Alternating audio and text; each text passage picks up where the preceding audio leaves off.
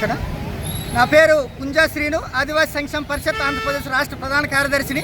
మరి ఈరోజు చింతూరు ఐటీడీ ఆధ్వర్యంలో అధికారికంగా మరి ప్రపంచ ఆదివాసీ దినోత్సవాన్ని ఘనంగా నిర్వహించడం జరిగింది.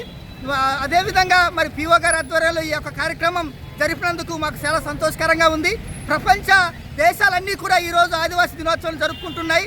ఏదైతే యునైటెడ్ నేషన్ ఐక్యరాజ్య సమితి ఆదివాసుల అస్తిత్వాన్ని మనుగడని కాపాడుకోవడం కోసం ఏర్పాటు చేసినటువంటి ఆదివాసీ దినోత్సవం ఉందో అది ఈరోజు దానికి సాకారం అవ్వాలని చెప్పి మేము కోరుతా ఉన్నాం.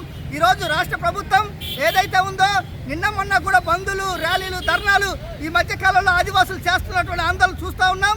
జీవో నెంబర్ 3 పైంది ఆదివాసులు కడుపు కొట్టడం జరిగింది. మరి ఇప్పటికైనా ప్రత్యామ్నాయ చట్టాలు తీసుకురావాలని ఆదివాసులు డిమాండ్ చేస్తూ ఉన్నారు.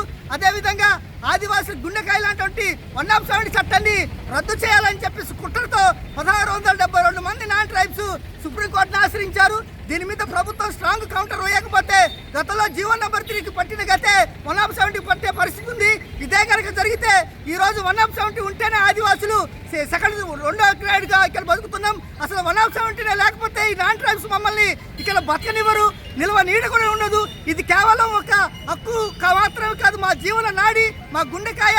ఈ యొక్క 170 కనుక అడగారిపోతే పూర్తిగా మేము అంతరించిపోయే పరిస్థితి వస్తుంది. కాబట్టి ప్రభుత్వాలు మా ఉనికి మీద ఆలోచన చేయాలి, మా భద్రత మీద ఆలోచన చేయాలి, మాకున్నటువంటి భయాన్ని పోగొట్టాలని చెప్పేసి ఈరోజు రాష్ట్ర ప్రభుత్వాన్ని మేము డిమాండ్ చేస్తూ ఉన్నాం.